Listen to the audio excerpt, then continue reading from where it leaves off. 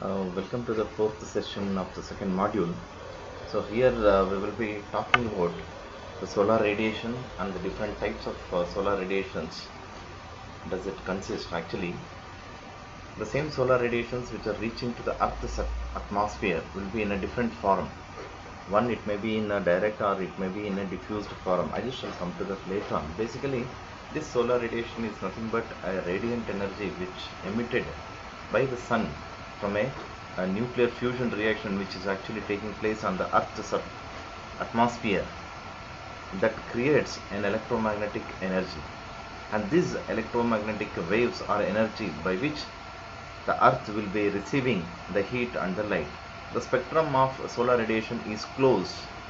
The spectrum of solar radiation, it is being closed to the black body where the temperature is about 5800 degree kelvins. About half of the radiation is in the visible short wave part of the electromagnetic spectrum, and the remaining one, which concludes the gamma rays, X-rays, infrared radiations, and then the ultraviolet radiations. Basically, this radiation, solar radiations includes visible light, ultraviolet light, infrared, radio waves, X-rays, gamma rays, and the other radiations. In that context, we have the beam, or we also call it as a direct radiation, or we also call it as a diffused or the filtered radiation. That is what we call it. When we are talking about these radiations, apart from this extraterrestrial radiations are the one which are we are receiving it above the Earth atmosphere. That is what we call it as an extraterrestrial radiations. So the terrestrial radiations which are reaching onto the Earth's surface, the ozone is the one layer which filters basically the ultraviolet, most of the ultraviolet radiations, and then it is allowing the rest of the solar radiations to the Earth's surface. Thus, reaching the Earth atmosphere radiations will be of two types. One is because of the enormous amount of the water particles or the dust particles or the dirt particles which are present in the Earth atmosphere will scatter the solar radiations, which reflect the solar radiations, which deflect the radiations, which absorbs the radiations. So it deflects, it reflects, and it scatters, and it just absorbs all these most of these radiations, and then this thus scattered or reflected or deviated radiations which are reaching to the Earth atmosphere, that we term it as the diffuse radiation. Is it clear? That is what we call it as a diffuse radiation. A few radiation or a part of radiations which are reaching to the Earth atmosphere without getting scattered, without getting reflected, or without getting deviated from their original path. That is what we call it as a direct radiation, or we also call it as a beam radiation. Is it clear? So that is what a beam and a diffuse radiation. Beam radiation is a solar radiation received from the sun without having been scattered by the atmosphere. That is what I have told the definition. And then the diffuse radiation is that received from the sun after its direction has been changed by scattering by the atmospheric particles. The solar radiation includes the visible light, UV rays, IR rays, radio waves, and X-rays and gamma. This is what we have already discussed. Yesterday I was just talking about a tilted solar radiations which are falling onto the tilted surface, where we have assumed beta as an angle of tiltation of the surface. Now here, even in the figure that I have shown it here, it is a beta. If you consider this, you can see a direct radiation which are falling onto this surface is very much straight. A diffused one is the one which has been scattered not only by the water particles in the atmosphere, it may be because of the dust particles, or it may be because of a number of factors, or it may be reflected because of the presence of the gaseous particles also, the dirt particles also.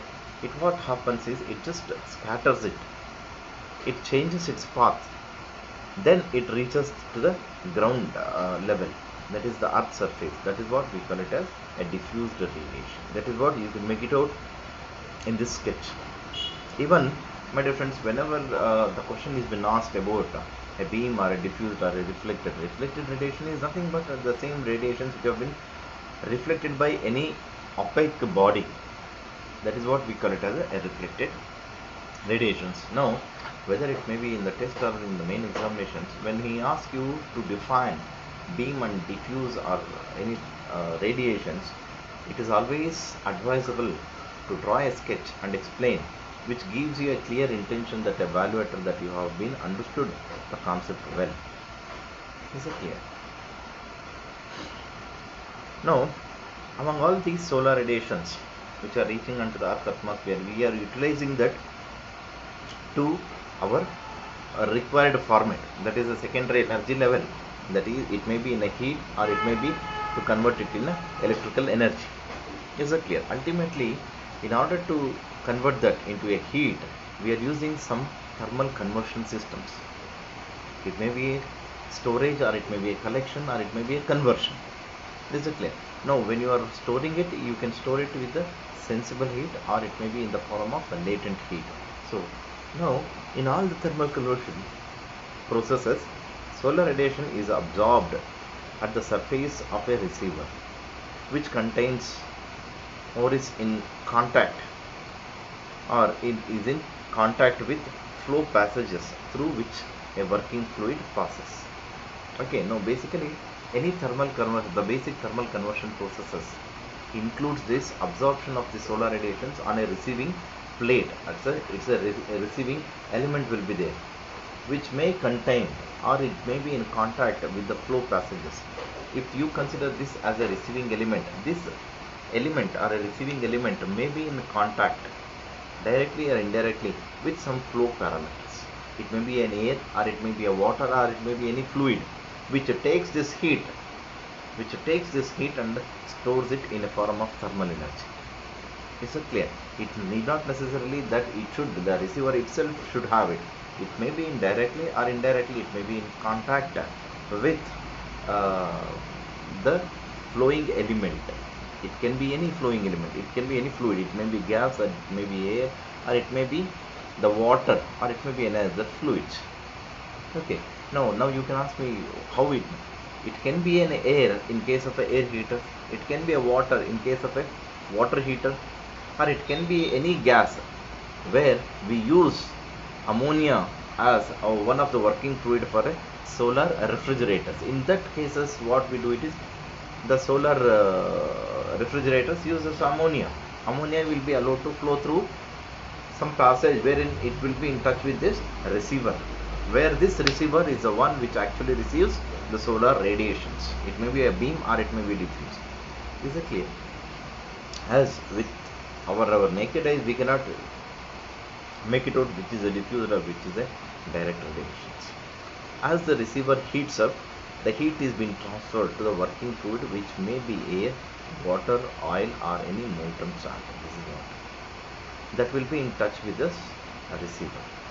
The solar thermal energy uses the energy from the sun captured in the parabolic troughs seen above to heat a fluid. It can be a parabolic trough.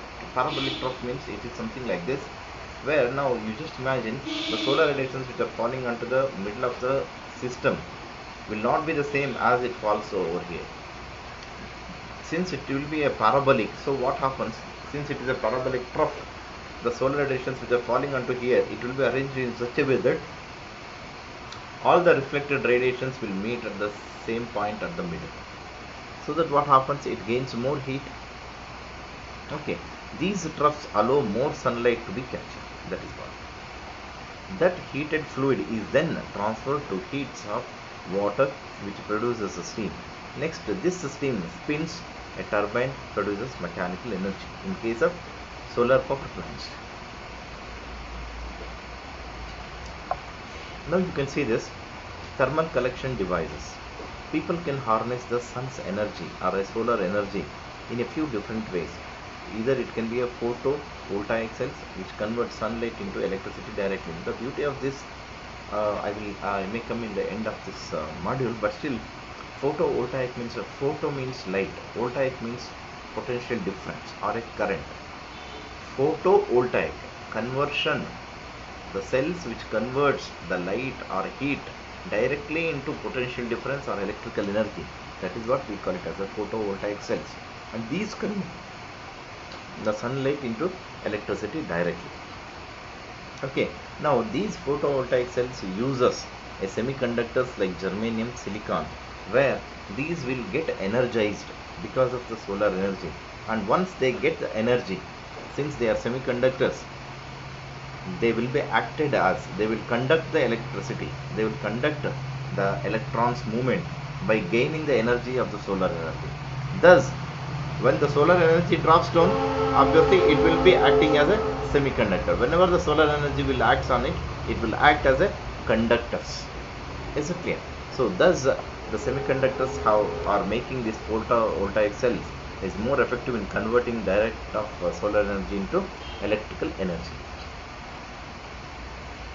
Next is solar thermal technology, where heat from the sun is used to make hot water to steam. That is what the higher energy level of the ice is water, and the higher level energy level of water is nothing but a steam. The solar energy, the heat, it is being used to convert the water into the steam. That is by latent heat. Is it clear? So solar thermal, there are different technologies are there. I just shall come to that later on in the coming slides. The thermal energy is being utilized to convert the water into steam. Why we are converting water into steam? Because the steam has got a higher energy level, which has a potential to turn the turbine blades. Once the turbine blades, if you can able to rotate it with the steam, then obviously you can generate the electrical energy ultimately. Solar photons converts naturally into three forms of energy. One is electricity, that is what you could have make it out in the photovoltaic cells, and then chemical fuel. Chemical fuel is, or chemical energy is nothing but what is our body is generating. Vitamin D is nothing but a chemical. The photosynthesis, the energy that is being converted, solar energy into chemical energy by the process of photosynthesis. Is that clear? Photosynthesis is one wherein which the plants prepare their own food in the presence of sunlight, by use of sunlight. Is that clear? Thus, the sunlight will be converted into a chemical energy. That is what we have it, my dear friends. Is that clear? And then the heat. Heat only we feel it more because we experience it more. Is that clear? So the heat that links seamlessly with existing energy channels. Despite enormous energy flux,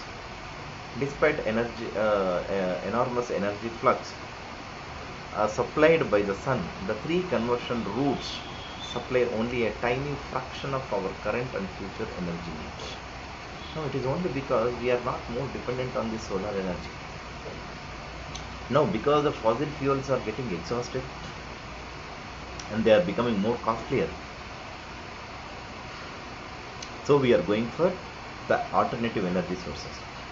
Now you can see the petrol has crossed 100 rupees. The diesel is nearing to the 100 rupees. So rather going for that, people are going for EV vehicles.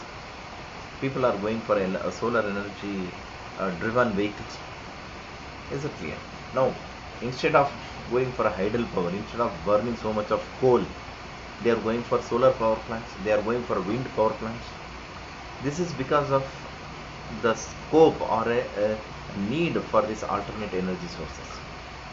So in this context, there are three conversion systems by which we can use the solar energy into our useful form.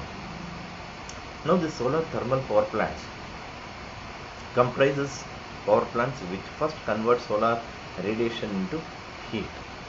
The resulting thermal energy is subsequently transformed into mechanical energy by the thermal engines and then converted into electricity.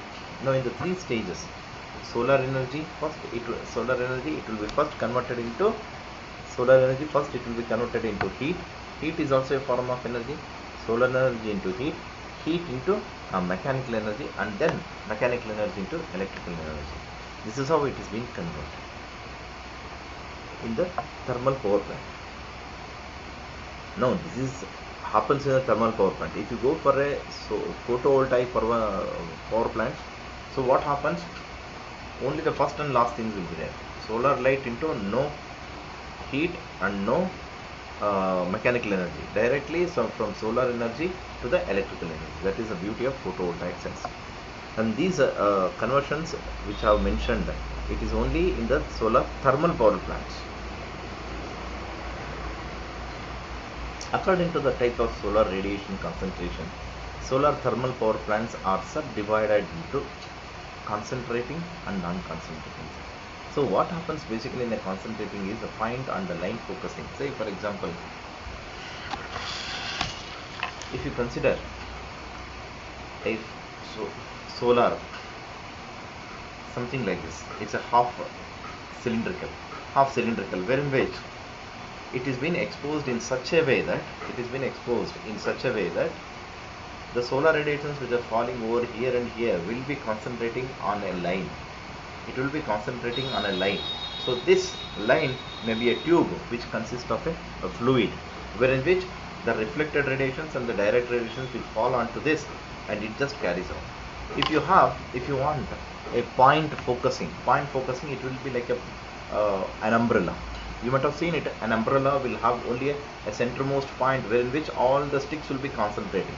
So similarly, a concentrating thermal power plants are the one wherein which all the solar radiations have been concentrated at a single point. So if it is a line, it will be like a half cylindrical shape. So they are all, we call it as a concentrating collectors, whereas the non-concentrating collectors are something like a flat one. It is something like a flat. It is just a flat one, wherein which no concentrating. Whatever the solar radiations which are falling directly will be utilized. That's it. Okay.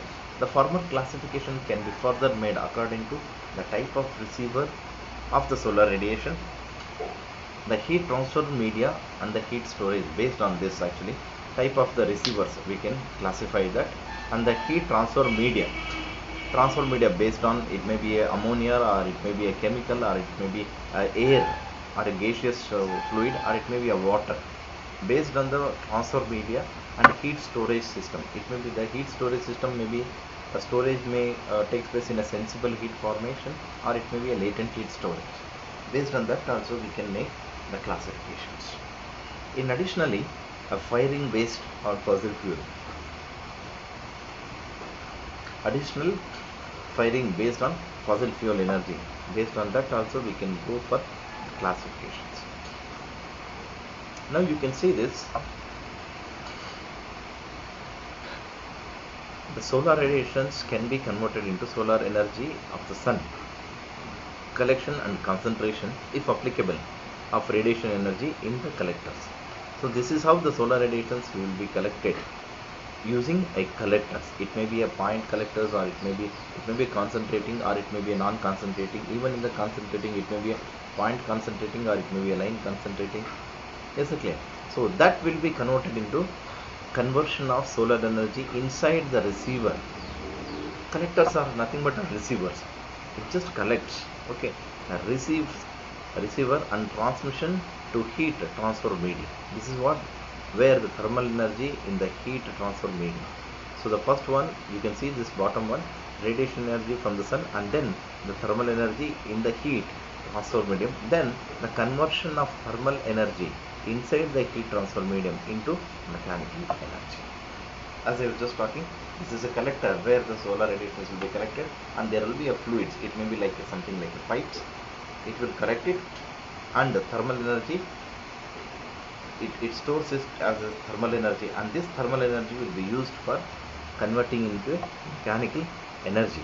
Conversion of thermal energy inside the heat transfer medium into mechanical energy. That is, it may be converting water into steam, or maybe ammonia into gaseous ammonia. Okay.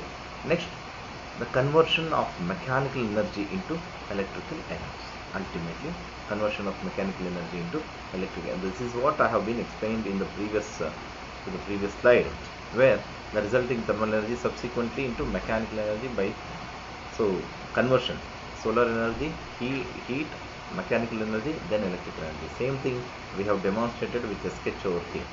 Conversion of mechanical energy into electrical energy. There, electrical energy inside the a generator or a grid. Grid is nothing but a series of solar plates, or it may be uh, the electrical system where it collects the electrical energy.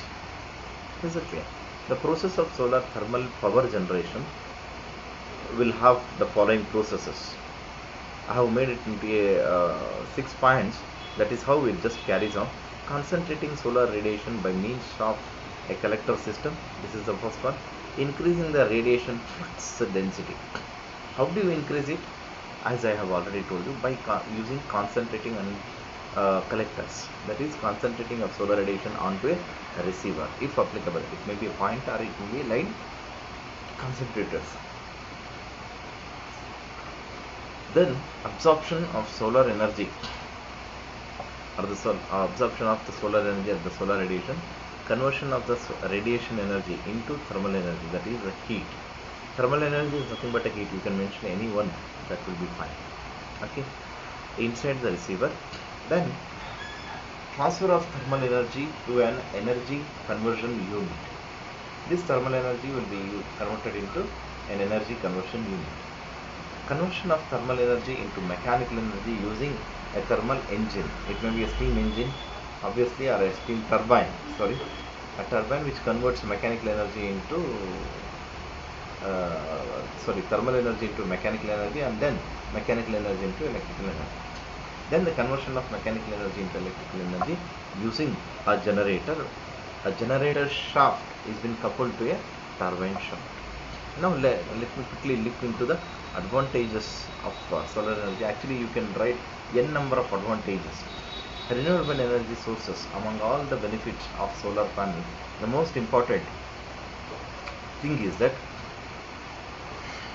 energy is truly renewable energy sources. Okay, this solar energy is a renewable energy sources, that is first point, and reduces electricity bills. Obviously, that is the reason why, my dear friends, the government has made a rule that if you want to construct a new building, any building, you should have one or the other way of utilizing solar energy. You use the solar energy for water heating, you may be for air heating or space heating, or for refrigeration, or for alternative light sources, electricity sources, whatever it may be, you have to use it. That is the reason why we will be not more dependent on the conventional energy sources. Is it clear? So that is the reason why it reduces electricity bills. Diverse applications. It has got a wide applications. Solar energy for dryers, in agricultural purposes, in automobile purposes, in thermal power plant purposes. So n number of uses are there. No maintenance cost. Obviously, though I agree, the solar systems are very costly for initial investment, but once you invest it, the maintenance cost is very less. Only thing is you have to clean it. That's it, nothing else. Is it clear? Then the technology development. Obviously, as the technology develops, the solar energy will also utilization increases. Then the cost is compared to for a longer period, the cost comes to be less, and it is weather dependent. Actually, this is not an advantage. Actually, this is a disadvantage, because it is an weather dependent. If you want to list out the other advantages, it will be like, it is a pollution free. It doesn't make any pollution. It's a clean energy source. I always say, whenever I say solar energy, I always say it is a clean energy. It is only because it doesn't pollute. Noise pollution is not there, air pollution is not there. Is it clear? So the actually major disadvantage or drawback it is a weather dependent. All the 365 days we don't receive the same amount of solar energy. Is it clear? In winter and summer, in winter and the rainy season, we may not get enough solar radiations.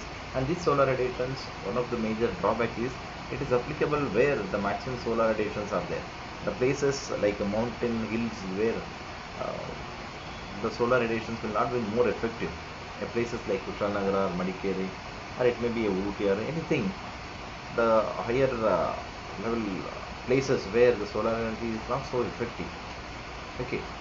Now this location and sunlight availability is not uniform. That is what. The latitude is one of the main factors in determining the efficiency of solar power. And then The reliability, installation area is required is more. It requires more installation area. And reliability. And reliability, you cannot rely on this because it will be there from morning 6 to evening 6, and that too it will not be more effective.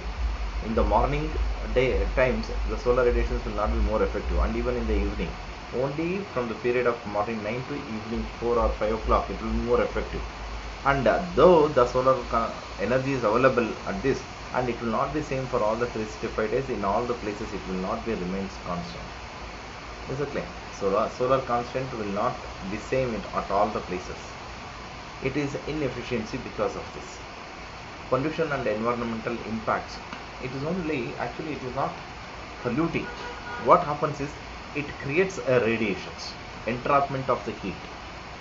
The surrounding places may get heated faster. The expensive energy storage, high initial cost, that is what I was telling you, high initial cost, and solar energy storage is very expensive. Solar energy is been very expensive. Is it clear? And it will be more effective. That is what in many houses in domestic applications, where the morning hot water dependent people, they get very hot waters during the summer times, and in the winter and in the rainy season they don't get much hot water because the availability of solar radiations is not much. Is it clear? That is one of the few of the major drawbacks of using the solar energy. But still, since it is freely available in nature and it is a free of cost, we don't need to pay anything for that. We don't need to pay anything for that. That is a major advantage. It's a free of cost. Is it clear? And how much ever we use it, it is renewable. That is the reason why people are looking out for the solar energy. And major plus point of the solar energy is, apart from solar energy, you take any other any other energy forms, whether it may be biofuels, or it may be wind energy, or it may be ocean thermal energy. Any energy you take it, one or the other way, it is being derived from the solar energy. You take even the fossil fuels also, they have been all formed on the formation, during the formation millions of years ago, they have formed on the earth crust. One or the other way, they all depends upon the solar energy. That is the beauty of this solar energy systems. In the next class we shall talk about the thermal conversion equipment.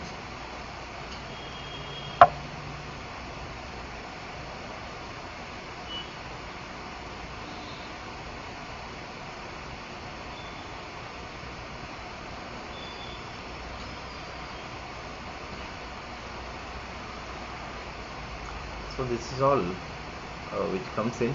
We talk about beam and diffuse radiations, and then the use of this solar thermal conversion systems, how it has been converted, and thermal conversion devices, and the different types of concentrations, concentrating and non-concentrating. And this is the flow chart which tells us how the solar energy has been converted, advantages, and then we will have some drawbacks or disadvantages.